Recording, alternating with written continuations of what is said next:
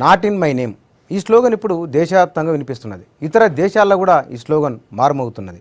అన్యాయంపై నిశ్శబ్దం పోరాటం చేయాలని స్లోగన్ ఇస్తున్న సిగ్నల్ ఆలోచనగా మొదలై ప్లకార్డుల ప్రదర్శన దేశ ప్రముఖ నగరాలకు వ్యాపించింది. పార్టీలు, సంఘాలు, సంస్థలు, పౌరులు సామూహిక నిరసనలకు రండని ఆహ్వానిస్తున్నది. ఈ నిరసన ఎందుకు దేశవ్యాప్తమైంది ఒకసారి చూద్దాం.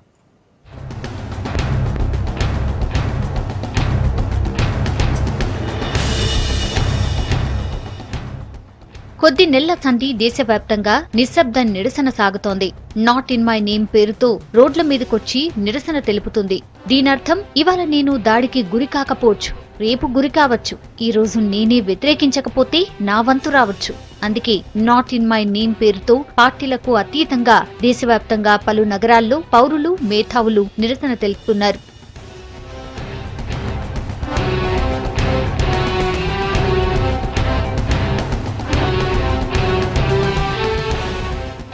కొన్నేళ్లుగా దళితులు, మైనార్టీల మీద దాడులు పెరుగుతున్నాయి. ఒకదాని వెనుక ఇంకోటి జరుగుతూనే ఉన్నాయి. అఖ్లాక్ ఘటన దేశవ్యాప్తంగా పెద్ద సంచలనమైంది. హర్యానాలో దళితులపై దాడులు, హత్యలు, ఉత్తరప్రదేశ్లో పెద్ద ఎత్తున దళితుల మీద దాడులు, హత్యలు ఆందోళన రేపాయి.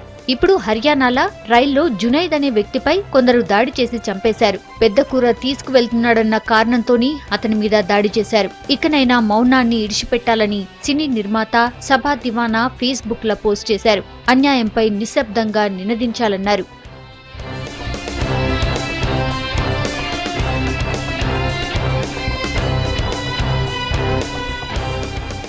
గోమాంసం, వివక్ష లాంటి రకరకాల కారణాలతోని జరుగుతున్న దాడులు ఆపకపోతే ప్రమాదమని భావించిన సంఘాలు, సంస్థలు, వ్యక్తులు, మేధావులు నాట్ ఇన్ మై నేమ్ పేరుతో నిన్న దేశవ్యాప్తంగా నిరసన తెలిపారు.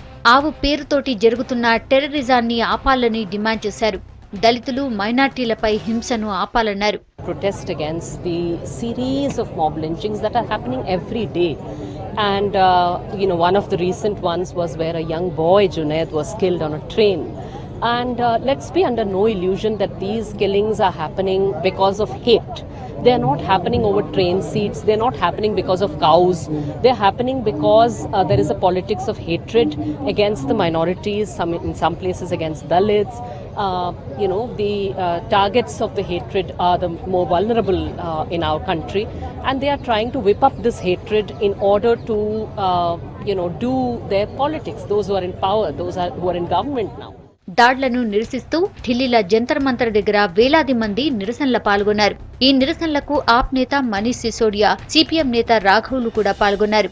గోమాంసం తింటున్నారు అని చెప్పేసారంటే ఎవరు ఏం తినాలని శాసించే హక్కు ప్రభుత్వానికి లేదు.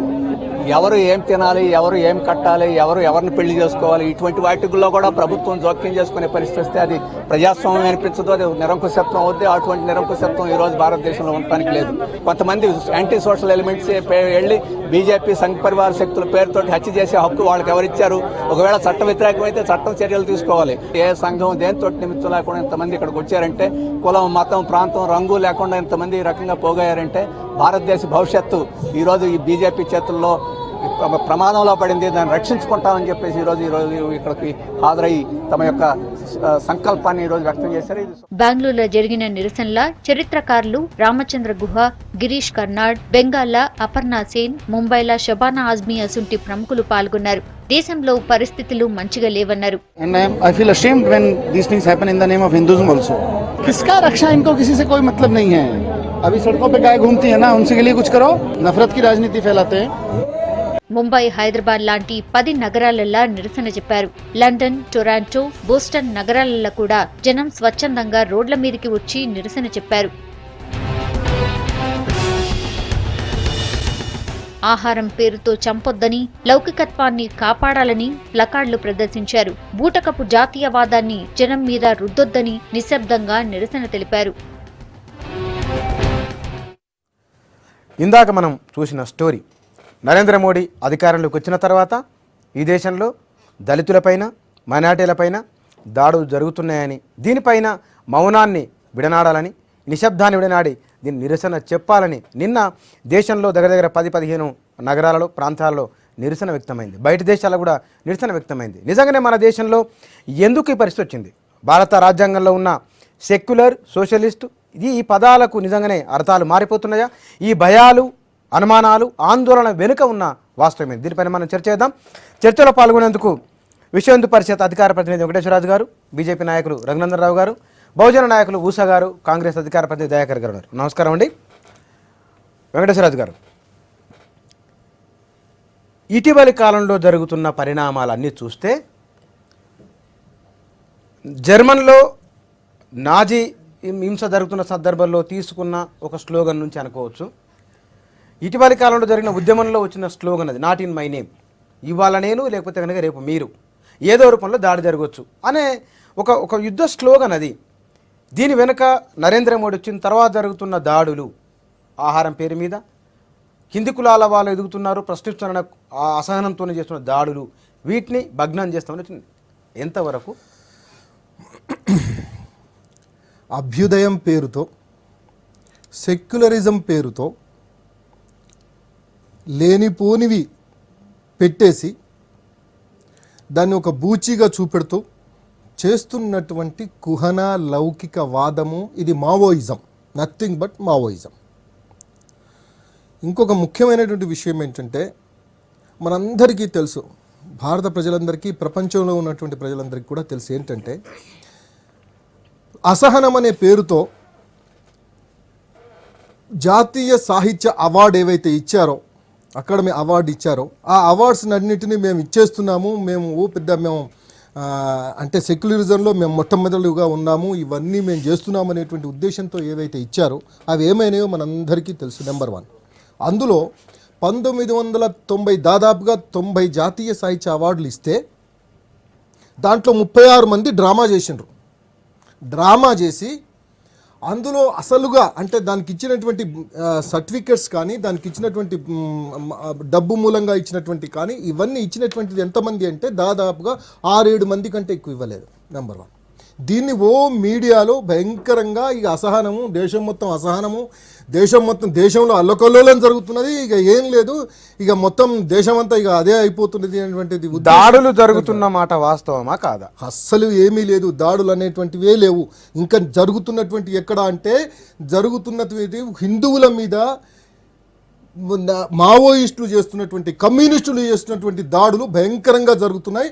అవి నేను ఉదాహరణ చెప్తా బ్రహ్మాండంగా. అందరికీ తెలుసు, ఇవాళ కేరళలో అన్యాయంగా, అక్రమంగా దళితులనే, బీసీలనే చంపుతున్నటువంటి, పాపం అమాయకులైనటువంటి ప్రచారకులను, వీళ్లను చంపుతున్నటువంటి బీజేపీ కార్యకర్తలను, ఆర్ఎస్ఎస్ కార్యకర్తలను, విహెచ్పి కార్యకర్తలను, ప్రచారకులను, దళితులు వాళ్ళు మళ్ళీ బీసీలు కూడా, అటువంటి వాళ్ళను ఊచకోత కోస్తూ తర్వాత కాళ్ళు చేతులు నరుకుతూ చేస్తున్నటువంటిది ఒక విషయం. నాట్ ఇన్ మై నేమ్ ఉద్యమాన్ని మీరేమని ఎట్లా చూస్తారు?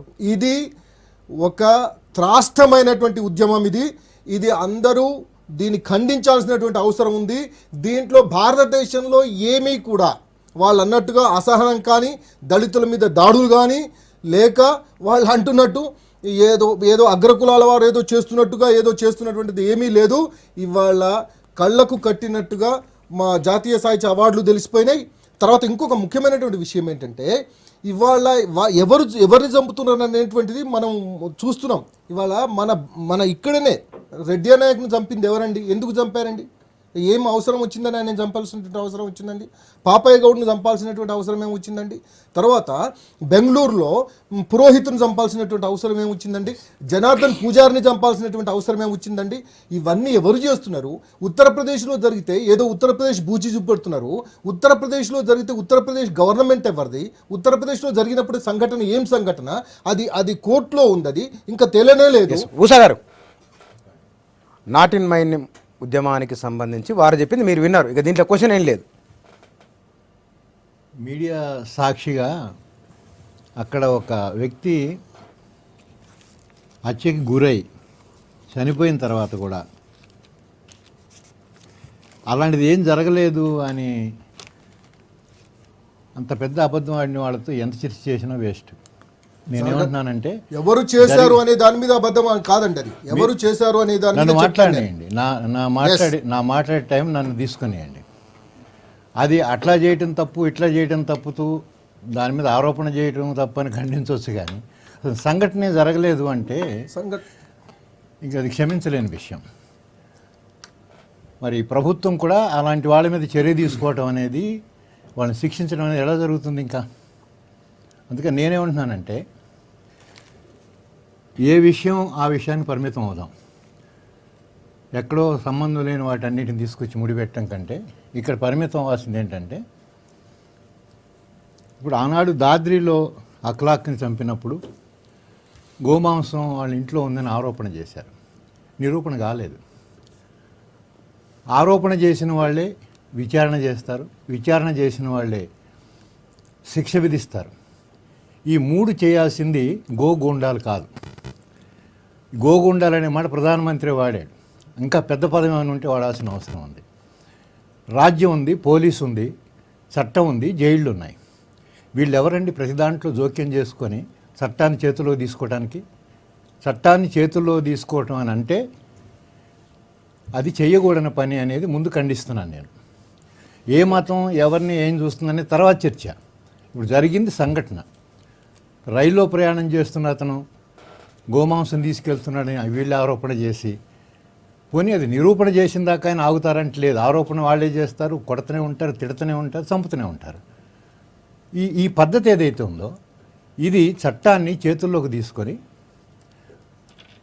పోలీసులు ఫిర్యాదు చేయొచ్చు కదా. ఇట్లాంటి రైల్వే పోలీసులు ఫోన్ చేయొచ్చు, లేదా అఖ్లాక్ విషయంలో అక్కడ నియరెస్ట్ పోలీస్ స్టేషన్ ఫిర్యాదు చేయొచ్చు. వాళ్ళని తనిఖీ చేయమని ధర్నా చేయొచ్చు పోలీస్ స్టేషన్ ముందు. వాళ్ళు నిర్లక్ష్యం చేస్తే అప్పుడు స్వయంగా కదలటానికి ఉద్యమించవచ్చు. ఇవేమీ లేకుండా ఏకపక్షంగా ఒక సెక్షన్ వాళ్ళు గోరక్షణ పేరిట, పశువులను రక్షించడం పేరిట మనుషుల్ని భక్షించడానికి పూనుకున్నటువంటి వాళ్ళని అమానుషమైన చర్యగా కూడా చూడాల్సిన అవసరం ఉంది. అందుకే నేనేమంటున్నానంటే ఈ సంఘటనకు పరిమితమై ఇప్పుడు 3 సంఘటనలు, ఈ 2 ఒకటి ఆనాడు దాద్రి సంఘటన దగ్గర నుంచి అవార్డుల గురించి చెప్పారు. అవార్డుల సంగతి చర్చ తర్వాత చేద్దాం. దాద్రి సంఘటన జరిగిందా లేదా? ఆ సంఘటనలో ఆరోపణ చేసినటువంటి వాళ్ళు నిరూపించడం జరగలేదు, అన్యాయంగా చంపారు. చంపే హక్కు మీకు లేదు. ఈ చంపిన వాళ్ళు శిక్షించాలి. రెండోది, ఇప్పుడు అది దేశవ్యాప్త రూపం తీసుకుంటున్నది. రైలు ప్రయాణాల్లో, బస్సు ప్రయాణాల్లో, మీకు అని అంటున్నారు. మీకు అంటే ఎవరు వాళ్ళు?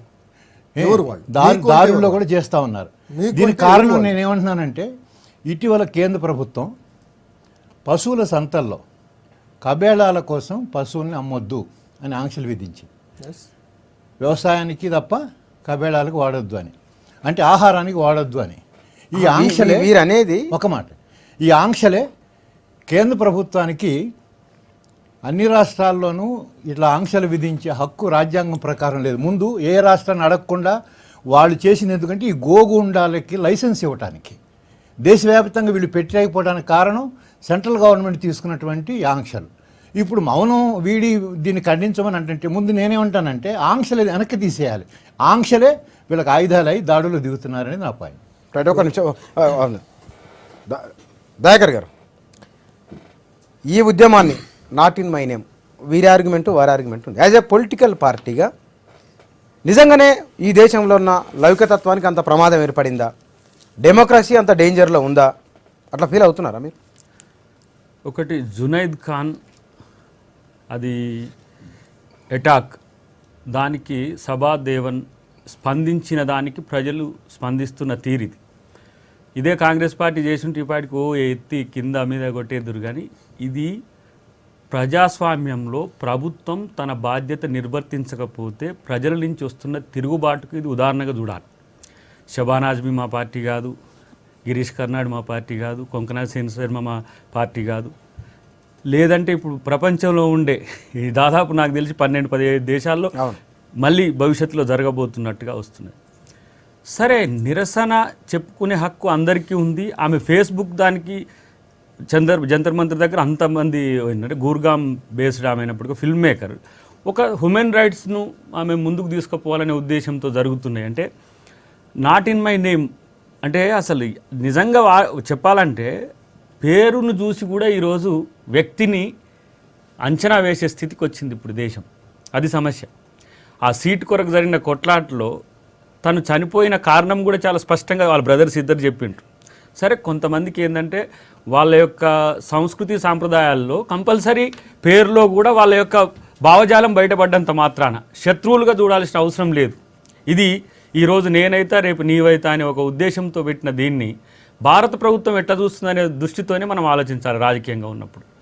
మోడీ అన్ని అంశాల మీద విస్తృతంగా విస్తారంగా మాట్లాడగలిగే శక్తి, తర్వాత ప్రపంచ దేశాల్లో అది అమెరికా నుంచి మొదలు పెడితే ఫిలిప్పీన్స్ వరకు పోయిన ఎంత చిన్న దేశానికి పోయినా సరే ఆయన యొక్క భావజాలాన్ని ఆ దేశానికి చేసే విధంగా మాట్లాడుతున్నాడు. కానీ ఈ అంశాల్లో స్పందించే తీరులో తేడా ఉంది, తను కూడా మాట్లాడలేని స్థితి. దీన్ని ఎవడైతే దాడులు చేస్తుండో వానికి అది అనుకూలంగా సానుకూలంగా మారుతున్న పరిస్థితి ఉన్నది. సరే, గతంలో కాంగ్రెస్ పార్టీ ఉన్నప్పుడు జరగలేదా, మళ్ళీ బీజేపీ ఉన్నప్పుడు జరగలేదా, అంతకంటే ముందున్నప్పుడు జరగలేదంటే జరిగింది. కానీ ప్రజల ఉద్యమాలు ఇప్పుడు వస్తున్నప్పుడు వాళ్ళని రెస్పెక్ట్ చేయాల్సిన బాధ్యత ఎవరికి ఉంటుంది? ఇలా ప్రధానంగా జరుగుతున్న దాడి ఏంటి? ఇప్పుడు మీరు గరగపర్రు తీసుకోండి, అక్కడ ఎన్డీఏ ప్రభుత్వమే ఉంది ఆంధ్రప్రదేశ్లో. 2.5 సంవత్సరాలు 2.5 మంత్స్ దాటినప్పటికి, మాసాలు దాటినప్పటికి కూడా కేసు రిజిస్టర్ కాకుండా ఈరోజు అరెస్ట్ అయిన వాళ్ళని కూడా విడుదల చేయాలని ఎప్పుడే మూమెంట్స్ చేసే స్థితికి వచ్చింది. 2.5 మాసాలు మీడియా పట్టించుకోలేదు, కేవలం సోషల్ మీడియాతోనే. అంబేద్కర్ విగ్రహం పెడితే అట్రాసిటీ ఎట్లయితుంది నాకు అర్థం కాలేదు ఇంతవరకు కూడా. అసలు అంబేద్కర్ విగ్రహం పెట్టుకుంటే ఇదే గాంధీని పెట్టుకుంటున్నాం, నెహ్రూని పెట్టుకుంటాం, సీతారామరాజు విగ్రహం పెట్టుకోగలుగుతాం ఆ ఊర్లో.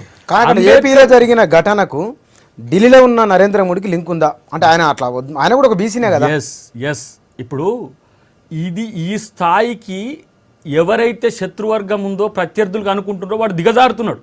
నువ్వు యాక్షన్స్ తీసుకుని ఉంటే ఇక్లాక్ అంశం అప్పుడే కనుక మనకి ఇంత పెద్ద ప్రాక్టికల్ ఉంది కదా. రోహిత్ వేముల అంశంలో ఏం తేల్చిండ్రు? ఎవరు ముద్దాయిలైనరు? రోహిత్ వేములనే ముద్దాయి కదా ఇప్పుడు అకార్డింగ్ టు గవర్నమెంట్స్.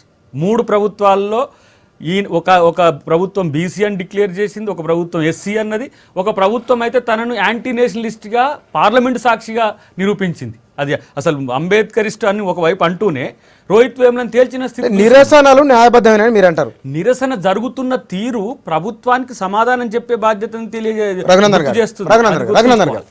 ఇప్పుడు ప్రజాస్వామ్య దేశంలో నిరసనలు తెలియదని ఎవరు చెప్పట్లేదు.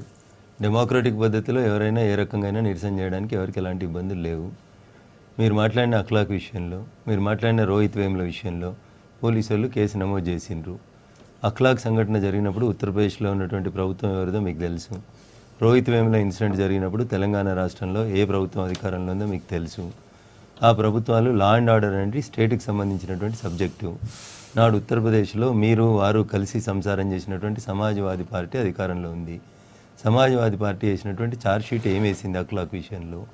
ఛార్జ్షీట్లో ముద్దాయిలను ఎవరిని పేర్కొన్నారు, వారు కోర్టుకు తిరుగుతున్నారా లేదన్నది గమనంలోకి తీసుకోవాలి. అక్కడ భారతీయ జనతా పార్టీ నాడు అధికారంలో లేదు, నేడు అధికారంలో ఉన్నమాట వాస్తవం. అది ప్రజలు ఇచ్చిన తీర్పు. అఖ్లాక్ అంశాన్ని మనం జాతీయ స్థాయిలో తీసుకెళ్ళి అసహనం మీద చర్చలు పెట్టి అవార్డులు వాపసు ఇచ్చిన తర్వాత, చాలాసార్లు గొడవలు జరిగిన తర్వాత, విస్తృతమైనటువంటి చర్చ గల్లీలో రాజస్థాన్ గుజరాత్లో కూడా బట్టలిప్పి పిల్లలను కొట్టిండ్రు. నేను చెప్పని రాజస్థాన్ గుజరాత్లో ఎవరి ప్రభుత్వాలు ఉన్నాయి మీరు తెచ్చిన ఉదాహరణ అయిపోయిన తర్వాత నేను చెప్తాను సమాధానం అడుగుతాను. ముందు మీరు అఖ్లాక్ గురించి మాట్లాడారు, రోహిత్ వేముల గురించి మాట్లాడారు. జనానికి అది జవాబు చెప్పిన తర్వాత చెప్పండి. రోహిత్ వేములకు జరిగినటువంటి సంఘటన, రోహిత్ వేములకు సంఘటన జరిగినటువంటి రాష్ట్రంలో భారతీయ జనతా పార్టీ అధికారంలో లేదు. ఈ రాష్ట్రంలో మానవ హక్కుల్ని, మైనారిటీల హక్కుల్ని, దళితుల హక్కుల్ని గొప్పగా కాపాడుతున్నామని చెప్పుకుంటున్నటువంటి తెలంగాణ రాష్ట్ర సమితి ప్రభుత్వం అధికారంలో ఉంది. ఎఫ్ఐఆర్లో దత్తాత్రేయ గారి పేరు, రామచంద్రరావు గారి పేరు, ఎమ్మెల్సీ గారి పేరు, ఆ యూనివర్సిటీ వీసీ గారి పేరు అన్ని పెట్టి ఇన్వెస్టిగేషన్ చేసిండ్రు. దానికి భారతీయ జనతా పార్టీకి ఎలాంటి సంబంధం లేదు. పోలీసు వాళ్ళు హైకోర్టు పర్యవేక్షణలో జరిగిన ఇన్వెస్టిగేషన్లో రోహిత్ వేముల గారి విషయంలో ఏం జరిగిందో హైకోర్టుకి రికార్డు సబ్మిట్ చేసిండ్రు. దానికి భారతీయ జనతా పార్టీకి లేదా బజరంగ్ దళ్కో, విశ్వ హిందూ పరిషత్కో, ఆర్ఎస్ఎస్కో సంబంధం లేదు. ఇకపోతే మీరు అడిగారు రాజస్థాన్లో, గుజరాత్లో మీరు అధికారంలో ఉన్న రాష్ట్రాల్లో జరగలేదా అని. క్రైమ్ ఎక్కడైనా జరిగితే జరిగింది, జరగలేదని ఎవరు దాన్ని దాచిపెట్టాల్సిన అవసరం లేదు. ప్రతి క్రైమ్ వెనకాల ఉన్నటువంటి సంఘటనని చూడండి అని చెప్తా ఉన్నాం మేము. అక్కడ భారతదేశంలో ఎప్పుడు ముస్లిమ్స్ మీద, క్రిస్టియన్స్ మీద, లేకపోతే దళితుల మీద దాడులే జరగలేదా భారతీయ జనతా పార్టీ అధికారంలో లేకంటే ముందు? నేషనల్ క్రైమ్ రికార్డ్ బ్యూరో ఒకసారి తీసి చూద్దాం. ఈ దేశానికి స్వాతంత్రం వచ్చిన తర్వాత భారతదేశంలో మీరు అధికారంలో ఉన్న 50 ఏళ్లలో దళితుల మీద, మైనారిటీల మీద, క్రిస్టియన్స్ మీద ఎన్ని దాడులు జరిగినాయి ముందు లెక్క చేయండి. బీజేపీ అధికారంలోకి వచ్చింది ఎప్పుడు? మొన్న కదా, 98లో కదా. అంతకంటే ముందు 98 దాకానైతే మీరే ఉన్నారు కదా. మధ్యలో ఏదో కొంతకాలం వీళ్ళు వాళ్ళు కలగవర గంపలాగా వచ్చిపోయి ఉంటారు. కానీ మిగతా 50 ఏళ్ళు అయితే ఆల్మోస్ట్ మీరే ఉన్నారు కదా దేశాన్ని పరిపాలించింది. 1956 నుంచి 1997 దాకా దళితుల మీద ఈ దేశంలో ఎక్కడ దాడి జరగలేదు, ఎక్కడ ముస్లిమ్స్ మీద దాడి జరగలే. ఎక్కడ క్రిస్టియన్స్ మీద దాడి జరగలే, ఎక్కడ సిక్కు మతస్థుల మీద దాడి జరగలేదు. దాడి జరిగింది 1996-97లో అటల్ బిహారీ వాజ్పేయి గారు అధికారంలోకి వచ్చి ఈ దేశంలో భారతీయ జనతా పార్టీ అధికారంలోకి వచ్చిన తర్వాతనే దళితుల మీద దాడులు జరిగినాయంటే నేను నేషనల్ క్రైమ్ రికార్డ్ బ్యూరో ఇస్తా. 2014 కాంగ్రెస్ పార్టీ అధికారాన్ని కోల్పోయే కంటే ముందు సంవత్సరంలో దళితుల మీద జరిగినటువంటి దాడులు 636 దాడులు జరిగినాయి.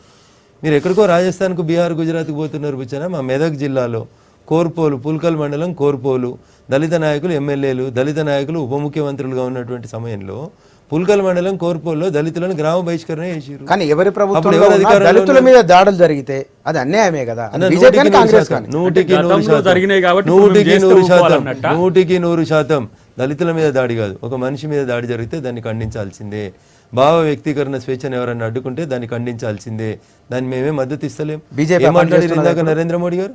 ఈ రోజు నరేంద్ర మోడీ గారు ఏం మాట్లాడారు? మీరు ఈ చర్చ పెడితే నరేంద్ర మోడీ గారికి తెలియదు కదా. ఈ రోజు ఉదయం ఏం మాట్లాడారు నరేంద్ర మోడీ? చూడు, ఈ నిరసనలకు సంబంధించింది, గో సంరక్షణ, గో దాడులకు సంబంధించిన దానిపైన ప్రధానమంత్రి నరేంద్ర మోడీ మాట్లాడాడు. ఆయన ఏమన్నాడు సార్ చూద్దాం. गाय की रक्षा, गौ की भक्ति महात्मा गांधी और विनोबा भावे से बढ़कर के कोई नहीं होता। अगर गाय की भक्ति करनी है, गाय की रक्षा करनी है, तो गांधी जी ने और विनोबा जी ने हमें उत्तम राह दिखाई। उसी रास्ते पर देश को चलना ही पड़ेगा, उसी पर देश का कल्याण। विनोबा जी जीवन भर गौ रक्षा के लिए अपने आप को आहूत करते हैं। मेरा सौभाग्य था, मैं एक बार वर्धा गया विनोबा जी के दर्शन करने।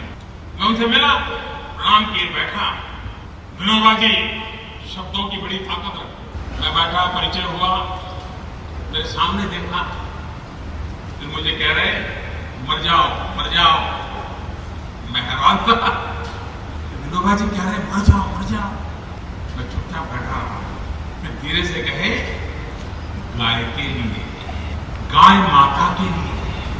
आप कल्पना कर सकते हैं कि विनोबा जी उस समय की सरकारों के खिलाफ जीवन के अंत तक वो लड़ते रहे, अनेक बार अनशन किए, गौ रक्षा के लिए किए, गौ भक्ति के लिए किए।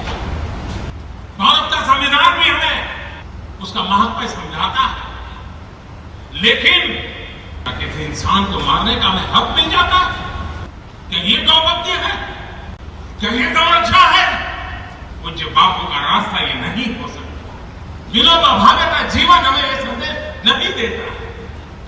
और इसलिए साबरमती आश्रम की शताब्दी के पर्व पर और पूज्य श्रीमद रामचंद्र जी के 150 वर्ष मनाते हैं, तब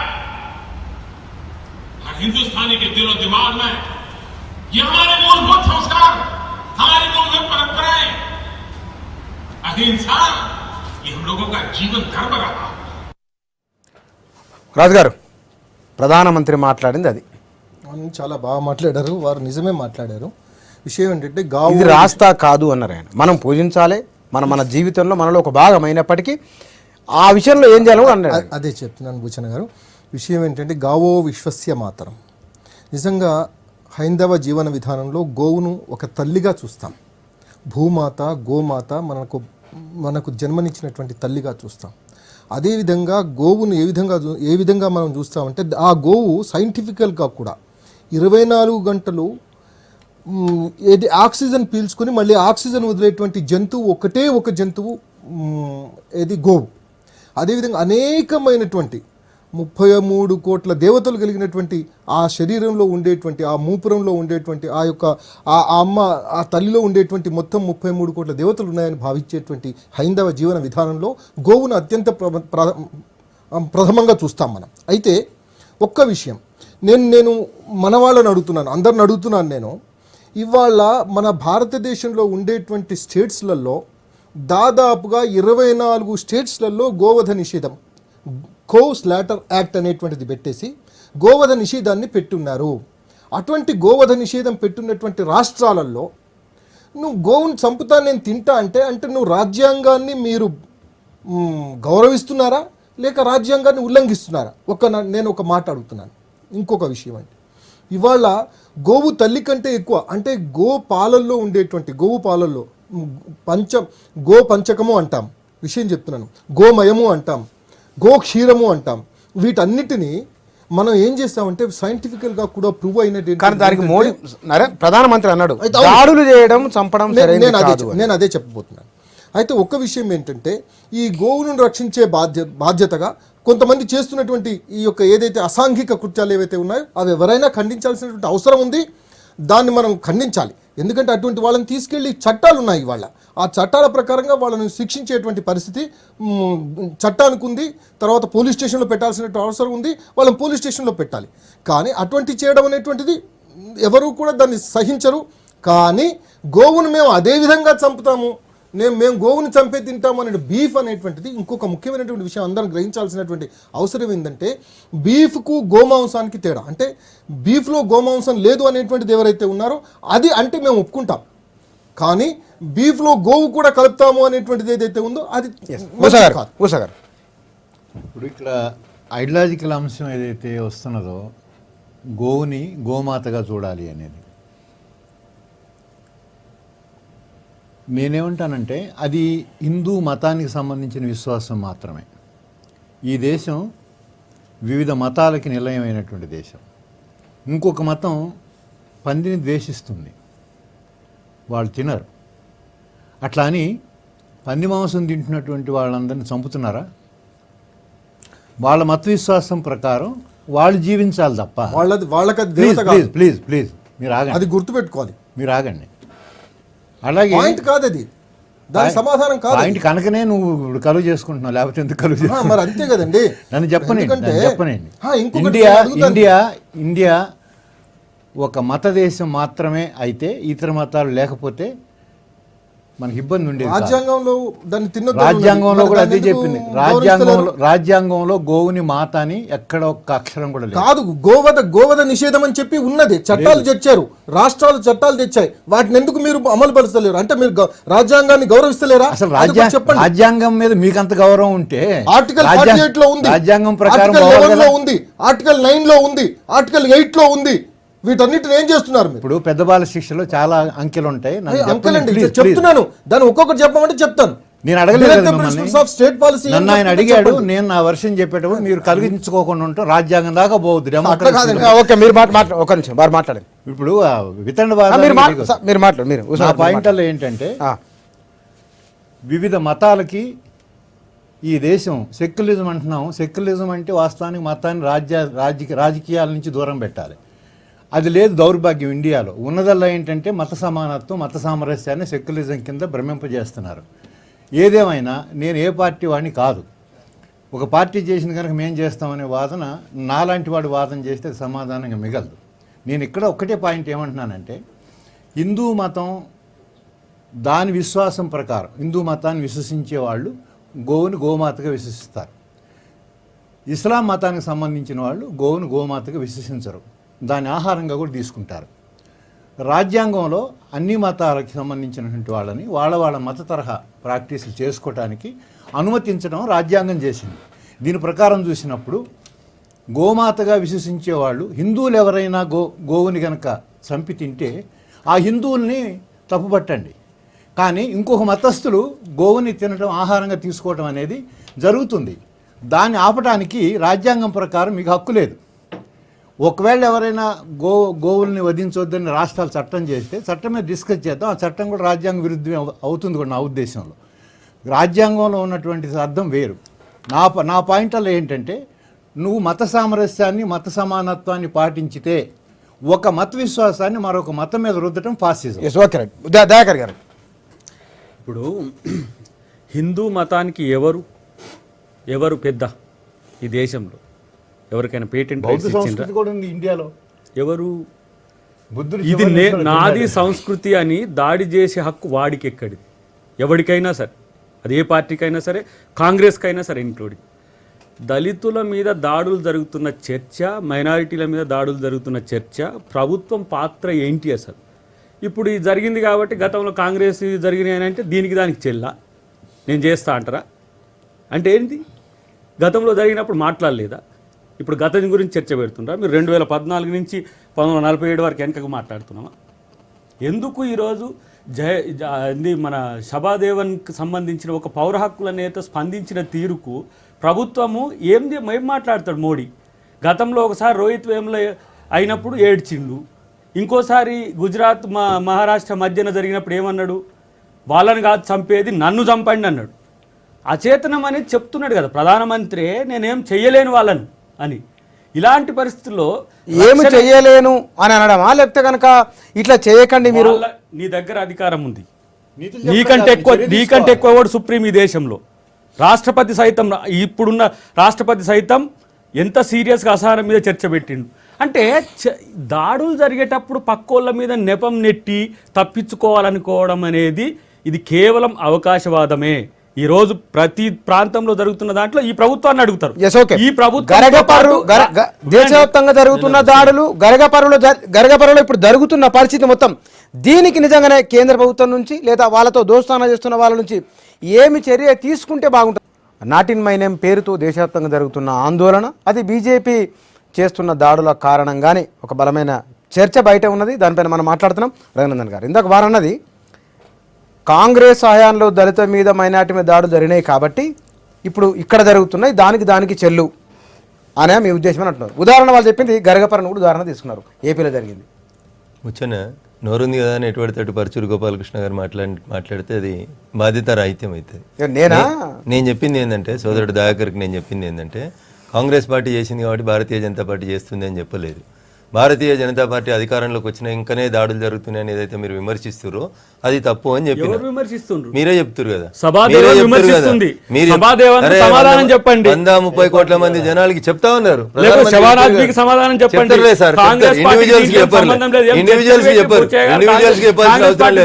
వ్యవస్థ చెప్తుంది, వ్యవస్థ ఎవరికి సమాధానం చెప్పాలో వారికి సమాధానం చెప్తుంది. వ్యవస్థ ఎవరికి సమాధానం చెప్పాలో వారికి సమాధానం చెప్తుంది. లా అండ్ ఆర్డర్ కేంద్ర ప్రభుత్వం సబ్జెక్ట్ కాదు. దయాకర్ గారు, లా అండ్ ఆర్డర్ కేంద్ర ప్రభుత్వం సబ్జెక్ట్ కాదు. ముందే తెలుసుకోవాలి. దయాకర్ గారు ఏం లేదు, సబ్జెక్ట్ ఏం మాట్లాడుతున్నాం మనం?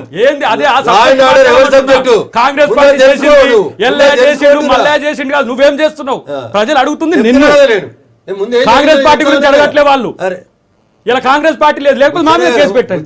గారు వారు మాట్లాడిన సేపు మేము విన్నాము. కాంగ్రెస్ ఏం చర్చ అవుతుంది? అది రఘునందన్ గారు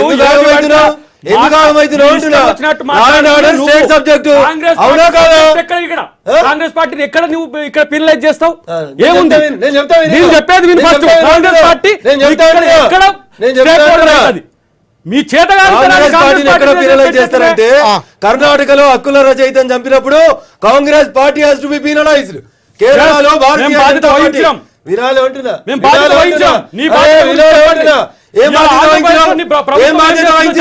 ఎవరిని ముద్దాయం చేసినావు? లా అండ్ ఆర్డర్ సబ్జెక్ట్ అనేది రాష్ట్రాలకు సంబంధించిన సబ్జెక్ట్. అరే మీ ప్రభుత్వం ఆంధ్రప్రదేశ్ లో కాంగ్రెస్ ప్రభుత్వం ఉందా? నేను ఆగు. కాంగ్రెస్ నువ్వు ఒక్కనే దళితులు ఉద్ధరించడానికి మాట్లాడకు.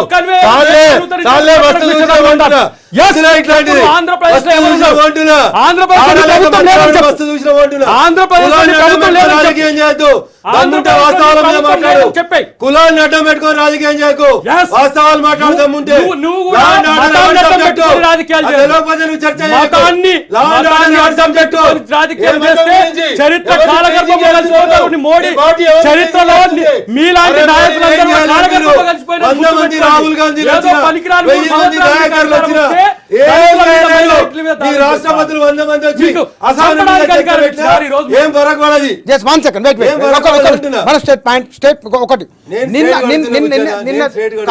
నిన్న జరిగిన క్రైమ్ అనేది ఒక సంఘటన జరిగింది, లేదా ఈ స్టూడియోలో ఒక సంఘటన జరిగింది. నరేంద్ర మోడీ గారు ఇన్వెస్టిగేషన్ చేస్తారా? కేంద్ర ప్రభుత్వం ఇన్వెస్టిగేషన్ చేస్తుందా? రాష్ట్ర ప్రభుత్వం ఇన్వెస్టిగేషన్ చేస్తుందా? ఫస్ట్ మనం కొన్ని లిమిటేషన్స్ ఫిక్స్ చేసుకొని మాట్లాడుకుందాం దయించి. కర్ణాటకలో జరిగితే కర్ణాటక రాష్ట్ర ప్రభుత్వమే చేస్తుంది, కేరళలో జరిగితే కేరళ పోలీసులే చేస్తారు. ఢిల్లీకి వెళ్ళి సిబిఐ సిఐడి వచ్చి చేయొద్దు దానికి. కాబట్టి నరేంద్ర మోడీ ఏం చేస్తున్నాడు అంటే నరేంద్ర మోడీ ఏం చేస్తున్నాడో నీకు తెలుసు, దేశ ప్రజలందరికీ తెలుసు. దీని గురించి నరేంద్ర మోడీ చేయాల్సింది ఏముండదు. ప్రతి క్రైమ్కి సంబంధించి దేశంలో ఎఫ్ఐఆర్ రిజిస్టర్ అవుతుంది. ఒకవేళ మీరు ఆరోపించినట్టు ఎక్కడన్నా అఖ్లాక్ అనేటువంటి ఇన్సిడెంట్ మీరు ఆరోపించారు, అక్కడ బీజేపీ నాయకులు, ఆర్ఎస్ఎస్ నాయకులు లేదా హిందువుల మీదనో కేసులు కాకుండా ఉన్నాయా? ఓన్లీ ముస్లింలే అక్యూజ్డ్ అయినారు, అక్కడ హిందువులు అక్యూజ్డ్ కాలేదా? ఎఫ్ఐఆర్ చూడుర్రి, ఛార్జ్షీట్ చదువుండ్రి. ఎందుకంత తొందరపాటు? ఎవరు సంఘటనలో పాల్గొన్నారో వాళ్ళందరి మీద కేసులు అయినాయి. చర్చ కల్బుర్గి హత్యలో అయినా, కల్బుర్గి హత్య కర్ణాటకలో జరిగింది, కల్బుర్గి హత్య కర్ణాటకలో జరిగింది. ఎవరు బాధ్యత వహించాలి? ఎవరు బాధ్యత వహించాలి? అదే 130 కోట్ల మంది జనంలో మీ ప్రెసిడెంట్ తీసుకొచ్చిన అసాధారణ చర్చకి జనం తీర్పిచ్చి రోడ్డున జనం తీర్పిచ్చిరు. రేపు గుజరాత్ లో, మధ్యప్రదేశ్ లో, రాజస్థాన్ లో ఎన్నికలు రాబోతున్నాయి కాబట్టి అందరు హిందువులే. రేపు మధ్యప్రదేశ్, రాజస్థాన్, గుజరాత్ ఎన్నికల్ని దృష్టిలో పెట్టుకుని అరుస్తున్నావు. అసహనం కూడా ఎన్నికల్ని దృష్టిలో పెట్టుకుని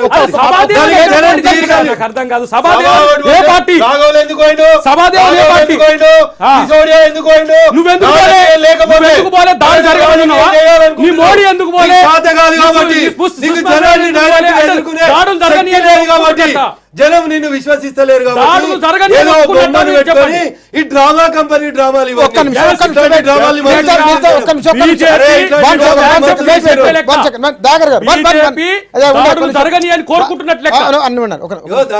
ఏది పడుతుంది కులం ఉందని మాట్లాడుకుంటే దళితుల రక్షణ కోసం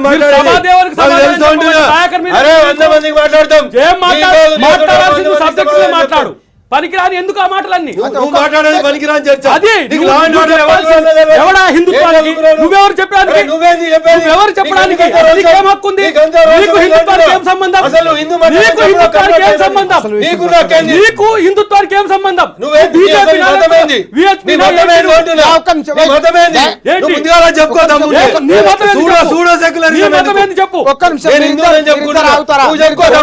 కాపాడేటోడు ప్రతి ఒక్కరు దొంగనే.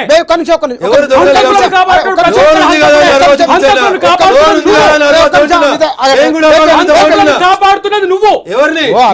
ఇక్లాక్ ఎందుకు సమర్థిస్తున్నావు? ఇక్లాక్ సభ్యులను ఎందుకు సమర్థిస్తున్నావు? జహద్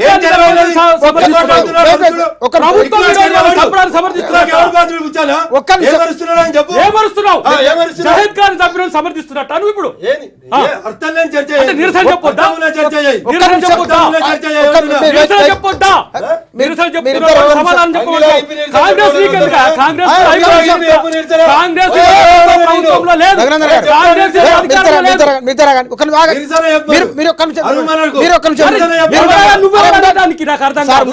సభాదేవునికి సమాధానం చెప్పండి. కాంగ్రెస్ మీద, కాంగ్రెస్ పాలిత ప్రాంతాల మీద. ఒక్క నిమిషం మీరు ఆగండి, మీరు ఇద్దరు ఆగండి, కొంచెం నీళ్ళు ఆగండి ఇద్దరు. దయచేసి ఇప్పుడు వారు మాట్లాడిన నేను విన్నాను.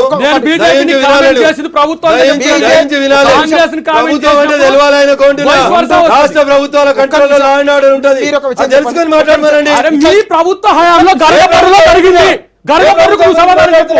గరగపర్రులో బీజేపీ, టీడీపీ ప్రభుత్వం ఉన్నది. ఎవరిని బాధితులు చేయాలి? మాట్లాడు. గరగపర్రుకి ఒకటే నిమిషం. ఈయన ఏం చేసిండు? అడిగో గరగపర్రులో కాంగ్రెస్ ఏమైనా ఇరగదోడిందా? కాంగ్రెస్ లో పరిపాలించిన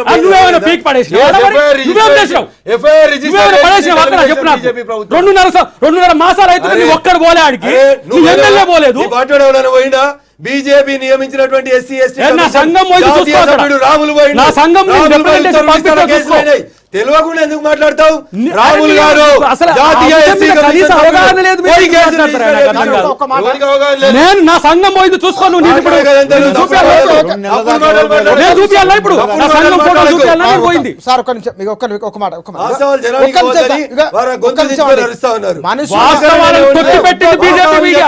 వాస్తవాలను తొక్కిపెట్టింది టీడీపీ మీడియా. 2.5 మాసాల్లో చీమ చిటుక్కుమంటే మీడియాలో బ్రేకింగ్లు వస్తాయి. నిన్న జరిగిన నిరసన దేశవ్యాప్తంగా ఇందాక స్టూడియోలో కూడా చూస్తాం. దానికన్నా బయట దానికంటే కూడా లోపలనే ఎక్కువ హాట్ ఉంది ఇద్దరికి, కాంగ్రెస్ బీజేపీ నడమ. వెంకటేశ్వరరావు గారు, ప్రజలు ఫీల్ అవుతున్నది జంతర్ మంతర్లో కొన్ని ఏరియాల్లో మాట్లాడిన వాళ్ళ మాటలు ఏందనంటే వాళ్ళు అంటున్నది వీఆర్ ఇండియన్స్, అందరం భారతీయులం, మన పక్కవారు, మన ఇంటి పక్కవారు, మన ఊళ్ళో ఉన్న ఇంకొకరు ఎందుకు భయపడే పరిస్థితి వస్తున్నది, ఇది మంచిది కాదు అనేది వాళ్ళన్నది.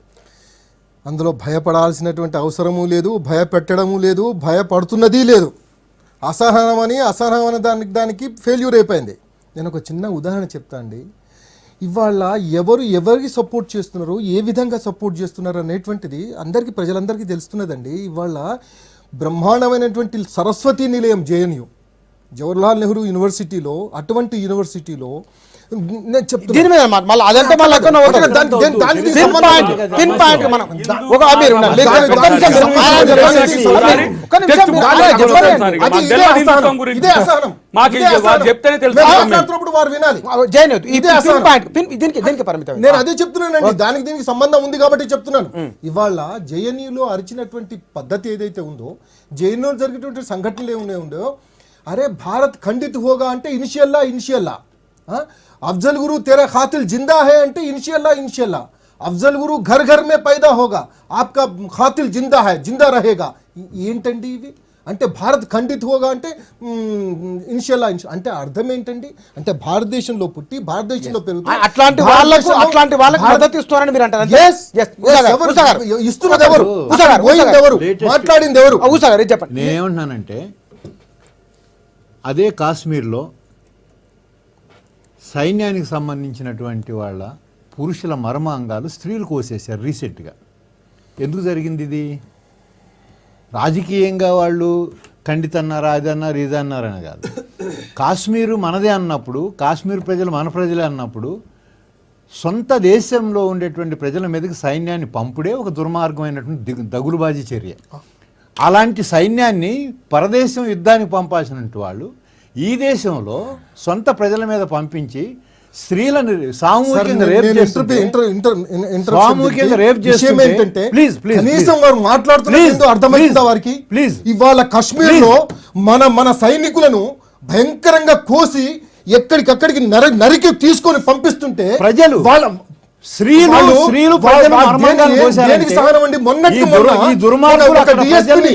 డిఎస్పీని ఏం మాట్లాడుతున్నారు వారు?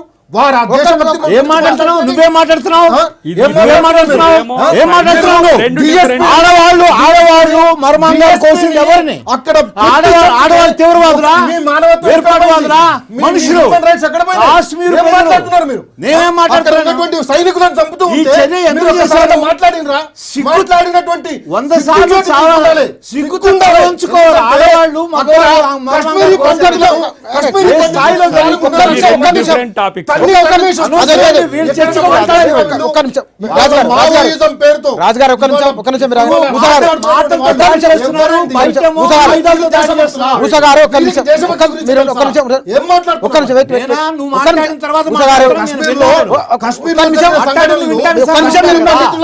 వాళ్ళని తన్ని తరిమేస్తే ఏం చేశారు వీళ్ళు? ఒక్క నిమిషం ఏం మాట్లాడారు వీళ్ళు?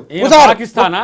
ఒక్క నిమిషం ఊసా పాకిస్తానా? ఏంది ఊసా పాకిస్తానా? కాదండి, ఎవరికి సపోర్ట్ ఏం మాట్లాడతారా? చేస్తున్నారు? ఎవరి గురించో చెప్పి మమ్మల్ని సమాధానం చెప్పమంటారా?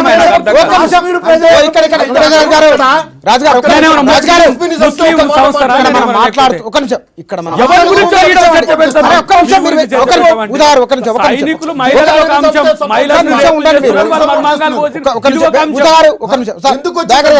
ఒక నిమిషం మీరు ఉండండి సార్.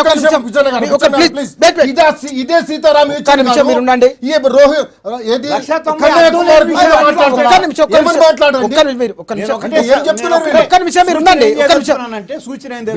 వారనే ఏంటంటే ఇక కాశ్మీరు నుంచి కన్యాకుమారి వరకు భారతదేశము, దీంట్లో ఏం కాంప్రమైజ్ ఏం లేదు. కానీ ఇక్కడ జరుగుతున్నది ఈ దేశానికి వ్యతిరేకంగా ఉన్న వాళ్ళను, ఈ రాజ్యాంగానికి వ్యతిరేకంగా ఉన్న వాళ్ళను సబ్జెక్ట్ కాశ్మీర్ కాదని చెప్పడం కాదు. అందుకే మీరు ఇది జమ్మూ కాశ్మీర్ కాశ్మీర్ ఉపయోగం లేదు. కాశ్మీర్ కాంగ్రెస్ ఒక ప్రశ్న, అది ఎందుకు తప్పు చేసిన వాళ్ళని ఖండించడానికి ఒక చట్టం, ప్రభుత్వం బాధ్యత ఒకటైతే సిద్ధాంతపరమైనటువంటి దుర్మార్గమైన సిద్ధాంతం ఒకటి ఉంది. దాన్ని వెనక తీసుకోవాల్సిన అవసరం ఉందని ఈ సందర్భంలో గుర్తించాల్సిన అవసరం ఉంది. అదేంటంటే ఈ దేశం రెండు జాతుల సిద్ధాంతాన్ని తయారు చేసి దేశాన్ని రెండుగా చీల్చింది. ఇవాళ ఒకప్పుడు 100 సంవత్సరాలు ఇక్కడ ఉన్నటువంటి వాళ్ళు ఇవాళ బయట పాకిస్తాన్ వాళ్ళు విదేశస్తులు అయిపోయారు. ఈ రెండు జాతుల సిద్ధాంతం ఏం చెప్తుందంటే ఇస్లాము, క్రిస్టియను ఈ రెండు మతాలు బయట నుంచి వచ్చినటువంటి విదేశీ మతాల కింద, మిగతావన్నీ ఈ దేశ మతాల కింద చెప్తా ఉన్నాయి. నేనేమంటున్నానంటే అసలు ఒక మత ప్రాతిపదిక మీద జాతుల సిద్ధాంతాన్ని తయారు చేయటం అనేది మూలం. చాలా మంది ప్రశ్న మీకే వేస్తున్నాను. చాలా మందికి జాతులు సిద్ధాంతం అర్థం కాదు. నేను చాలా మంది అనుకునేది ఒక ప్రశ్న ఉంది సార్, కొన్ని వందల మందిని బాంబులు పెట్టి సంపుతే బస్టాండ్ల రోడ్ల మీద ఎవరు మాట్లాడరు. నిజంగానే ఆ గోహత్యమే చేసిన వాళ్ళ తప్పే అది. గవర్నమెంట్, మోడీ గవర్నమెంట్ చర్య తీసుకోవడం లేదనుకున్నాం. అట్లాంటి సందర్భాలలో కూడా ఎందుకు అది రావడం లేదని ఒక ప్రశ్న ఉందండి. దీనికి ఏం చెప్తారు? నేనేమంటున్నానంటే ఈ సామూహిక హత్యలు జరగటానికి మూలాల్లోకి వెళ్లకుండా పైన ప్రభుత్వాలు, కాంగ్రెస్ అయినా బీజేపీ అయినా, ప్రభుత్వాల దగ్గర చర్చ జరిగినంత కాలం ఇది జరుగుతూనే ఉంటుంది. నేనేమంటున్నానంటే ఒక లెజిటిమసీ ఏముందంటే, ఒక మతానికి సంబంధించిన విశ్వాసం ఏదైతే ఉందో గోవుని గోమాతగా చూడటం అనేది, మిగతా మతాలన్నిటికీ అది విశ్వాసం కాదు. అయినా ఈ దేశంలో పలు మతాలు ఉన్నప్పుడు ఒక మతం యొక్క విశ్వాసాన్ని మిగతా వాళ్ళు కూడా పాటించాలనేది ఫాసిజం అని ఇందాక చెప్పాను. దాని నుంచి జరుగుతున్నాయి ఇవి. పక్క ఇంటి వాడైనా, బస్సులో ప్రయాణం చేస్తున్న వాడైనా సరే గోవుకు సంబంధించిన ఆహారాన్ని తింటున్నారనేది ఎవరు? వృత్తిరీత్యా పశువును తీసుకెళ్లి చర్మం వలిచేటటువంటి వాళ్ళు దళితులు. మతం రీత్యా వాళ్ళకి గోవు మాత కాదు కనుక దాన్ని ఆహారంగా తీసుకుంటారు. ఫ్యాక్ట్ ఇవి. ఆహారంగా దళితులు తీసుకుంటారు, ఆహారంగా వీళ్ళు తీసుకుంటారు. కానీ మన దేశంలో దాన్ని ఆహారంగా చూడకూడదు అనేది ఒక భయం ఉందా? ప్లీజ్, ఇది తేల్చకపోగా ఇప్పుడు అధికారంలో ఉన్నటువంటి వాళ్ళు దాన్ని గోమాతగా చెప్పి దానికోసం దేశవ్యాపితంగా ఇప్పుడు శాంతి భద్రతల సమస్య, ఇంకొక సమస్య రాష్ట్రాలు అంటున్నారు కదా. ఈ పశువులకు సంబంధించిన నిషేధం సమస్య కూడా రాష్ట్రాలదే. కేంద్రం విడుదల చేసినటువంటి దేశవ్యాపితమైనటువంటి ఆంక్షలు ఏదైతే ఉన్నాయో దానికి అధికారం లేదు. ప్రధానమంత్రి కూడా ప్లీజ్ చెప్పండి, భయం ఉందా? ఇప్పుడు కేంద్ర ప్రభుత్వం, అధికారంలో ఉన్న ప్రభుత్వం అన్ని రాష్ట్రాలను బైపాస్ చేసి ఈ ఆంక్షలు విధించే అధికారం రాజ్యాంగ ప్రకారం దానికి లేదు. ముందు అది వెనక్కి తీసుకోవాలి. అది వెనక్కి తీసుకోకుండా చర్యలు ఆగవని చెప్తున్నా. ఒకటి సభాదేవన్ని అన్నదే మనం తీసుకోవాలి. ఏమన్నది? నిరసనలు చేయాలంటే రాజకీయ పార్టీలు, సంస్థలు మాత్రమే నిర్వహించాలా, మనం స్పందించలేమా అని ఆమె రాసింది, ఎఫ్బీలో పోస్ట్ పెట్టింది. ఇది నాన్ పొలిటికల్ ఎంటిటీతో ఉన్నదాన్ని పొలిటికల్ చేయడం కంటే కూడా దీంట్లో వాళ్ళ ప్రజల నుంచి వస్తున్న ఆలోచనలకు ఎట్లా సబటైజ్ చేయాలి, వాళ్ళని ఎట్లా సంతృప్తి పరచాలి. ఈరోజు దళితుల గురించి మాట్లాడతారు, పెద్దగా బాంబులు వేసినా కూడా మాట్లాడరని మీరు బుచ్చన్న గారు అన్నారు కదా. ఈ దేశంలో వాళ్ళ ఎంటిటీ డిఫరెంట్గా ఉంది. వాళ్ళ గురించి వాళ్ళే మాట్లాడుకోవాలి. సమస్య అది. రాజకీయ పార్టీల కంటే కూడా వాళ్ళ గురించి వాళ్ళు ఒక అచేతనమైన దీనావస్థలో ఉన్నారు. ఎవరు కూడా మాట్లాడరు. ఎందుకంటే రోహిత్ వేముల అంశం వచ్చినప్పుడు దయాకర్ ఎందుకు మాట్లాడతాడు, గర్గపర్రు వచ్చినప్పుడు కూడా దయాకర్ కాంగ్రెస్ ప్రతినిధి కంటే దళిత ప్రతినిధిగా ఎందుకు మాట్లాడతాడు అంటే అది వాని ఇంట్లో జరుగుతున్న ఒక దుర్మార్గమైన, అమానుషమైన చర్య. కాబట్టి ఇలా మానవత్వం ఉన్న ప్రతివాడు స్పందించాలి. జహేద్ ఖాన్కు ఆ ఉగ్రవాదికి ఏం సంబంధం? వాడు దొంగ, వానికి కులం లేదు, మతం లేదు, ఉగ్రవాది వాడు. ఈ దేశాన్ని చంపాలనుకుంటే మనం వాడిని చంపుతాం. కానీ జునైద్ ఖాన్ తుర్కా అని చెప్పో, లేకపోతే ఆయన గొడ్డు కూర తిన్నాడు అని చెప్పి చంపేటోని పట్ల మనం సానుకూలంగా ఉండి, ప్రభుత్వం అనేది ప్రజల్ని కాపాడే యంత్రాంగం. రాజకీయం అనేది కేవలం మన లబ్ధి కొరకు రాజకీయాలు మాట్లాడితే ప్రజలు హర్షించరు. ప్రజల యొక్క కష్టాలకు సంబంధించి వచ్చినప్పుడు ఆ నష్టం జరగకుండా ఉండాల్సిందని దాని వరకు మనం ఒప్పుకోవచ్చు. కానీ వాని మీద తీసుకునే చర్యను బట్టే ప్రతిఫలం ఉంటుంది. వాడు కొనసాగుతున్నాడు 3 సంవత్సరాల నుంచి. ఎవరి వైఫల్యం అనాలి? గత ప్రభుత్వ కాంగ్రెస్ అని అనుకుందామా, ఇప్పుడున్న ప్రభుత్వాన్ని అనుకుందాం? ఇది ఇక్కడ చర్చ జరగాలి. డెఫినెట్ గా నేను అంటా, దళిత సమాజం 35 కోట్ల మంది ఈ రోజు ఒక అభద్రతతో ఉండడానికి కారణం ఏంటంటే వాళ్ళ మీద నిరంతర దాడులు జరుగుతుంటే కేవలం నిర్లక్ష్య ధోరణితో ఉన్నారా, పట్టించుకోవట్లేరా అనే ఒక అనుమానం వాళ్ళకు ఉన్నది. దానికి గర్గపర్రే ప్రధాన ఉదాహరణ. ఓకే, రఘునందన్ గారు, 35 కోట్లు మా దయాకర్ చెప్పినటువంటి 35 కోట్ల మందిని కేవలం ఓటు బ్యాంకులుగా మాత్రమే పరిగణించి వాళ్ళకు ఓట్లు, సీట్లు అనేటువంటి లెక్కలు, సూత్రాలు నేర్పించి ఈ దేశ వ్యవస్థ లోపల దళితులను భాగస్వాములు కాకుండా వంచినటువంటి మొదటి తప్పు ఎవరన్నా చేసిరంటే అది కాంగ్రెస్ పార్టీ. వాళ్ళు చేసిన వినాలను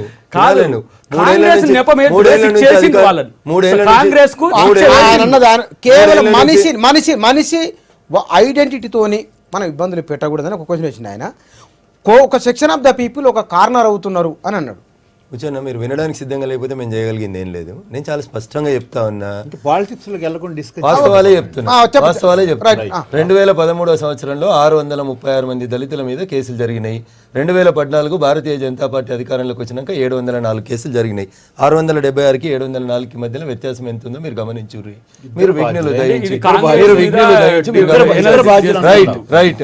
ఆ రోజు 676 కేసులు నమోదైనాయి, ఈ రోజు 704 కేసులు నమోదైనాయి. అవి ఆ రోజు కాంగ్రెస్ పరిపాలించిన రోజు కూడా రాష్ట్ర ప్రభుత్వాలే ఇన్వెస్టిగేషన్ చేసినాయి. నేడు బీజేపీ పరిపాలిస్తున్నప్పుడు కూడా రాష్ట్ర ప్రభుత్వాలే ఇన్వెస్టిగేషన్ చేస్తున్నాయి.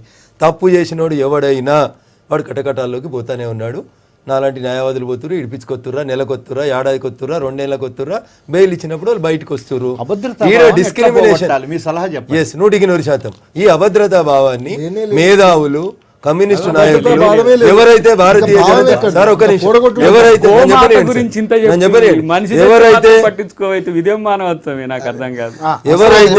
ఎవరైతే లేనిది ఉన్నట్టు చూపెట్టాలని చెప్పి దాంట్లోకి రాష్ట్రపతి కుర్చీలను కూడా లాగుతున్నారో, ఎవరైతే ఇంటలెక్చువల్స్ కూడా వస్తా ఉన్నారో, దయించి మేము వారికి చేసేటువంటి విజ్ఞప్తి, కాంగ్రెస్లో జరగలేదా బీజేపీలో జరగలేదా అనే డిబేట్ నేను ఎందుకు తెస్తున్నా, ఊసాగారు లాంటి పెద్దల దృష్టి కంటే మీరు భారతీయ జనతా పార్టీని చూపెట్టి ఇది మతం పేరు మీద చేస్తుంది అనేటువంటి బూచితోటి ప్రజల్ని భయపెట్టాలని చూడడం దయించి మీలాంటి విఘ్నులకి తగదు అని చెప్తున్నా. నేను భారతీయ జనతా పార్టీ అధికారంలోకి వచ్చినాకనే దాడులు జరుగుతున్నాయి అని చెప్పేది కరెక్ట్ కాదని చెప్పడానికి మాత్రమే నేను గణాంకాల వివరంలోకి వెళ్ళిన తప్ప కాంగ్రెస్ చేసింది కాబట్టి మేము చేయాలని మేము కోరుకోవట్లేదు. భారతీయ జనతా పార్టీ కేంద్ర ప్రభుత్వానికి రాష్ట్రాల్లో జరుగుతున్నటువంటి కేసులకి ఎలాంటి సంబంధం లేదు. చెప్పండి సార్ ఒక మాట బుచ్చన్న, ఎన్నిసార్లు అడుగుతావు? గరగబర్లో ఎఫ్ఐఆర్ రిజిస్టర్ అయింది, కొంచెం ఆలస్యంగా నమోదైతే నమోదు చేసినటువంటి పోలీసు అధికారుల మీద చర్య తీసుకోమని చెప్పి మళ్ళీ చెప్తా ఉన్నా నేను మీకు. నాలాగానే భారతీయ జనతా పార్టీలో నిన్నటిదాకా అఫీషియల్ స్పోక్స్ పర్సన్, నేడు Bharatiya Janata party all India SC commission సభ్యుడైనటువంటి పెద్దలు గౌరవనీయులు రాములు గారు వెళ్ళి గరిగపరికి వెళ్ళి అక్కడికి ఎస్పీకి ఇన్స్ట్రక్షన్స్ ఇచ్చిన తర్వాతనే ఎఫ్ఐఆర్ అయింది. మీరు అది దయించి అర్థం చేసుకోండి. తెలుగుదేశం పార్టీ చేయలే అక్కడ ఎఫ్ఐఆర్. ఎస్సీ కమిషన్ సభ్యుడు రాములు గారు అక్కడికి వెళ్ళి ఆ గ్రామంలో జరిగినటువంటి సంఘటనలు తెలుసుకున్న తర్వాత ఎస్పీని పిలిపించి ఆదేశాలు ఇచ్చి ఎఫ్ఐఆర్ చేయించిండు. అక్కడ మీరు మా సచ్చీలతను గమనించాలి, కానీ మా మీద బురద చల్లొద్దు అని చెప్తున్నాను నేను. అంటే నాటిన్ మైనేమంత భయపడాల్సిన అవసరం లేదంటారు. ముచ్చన్న అసహనం చెప్పినా, అఖ్లాకి చెప్పినా, కల్బర్గి చెప్పినా, నాట్ ఇన్ మై నేమ్ అని చెప్పినా, రేపు రాజస్థాన్, మధ్యప్రదేశ్, గుజరాత్లో ఎన్నికలు రాబోతున్నాయి కాబట్టి ఇంకే పేరుతోటి ఏ సంస్థ చేసినా మేము స్వాగతిస్తాం నిరసనల్ని. మేమేం భయపడి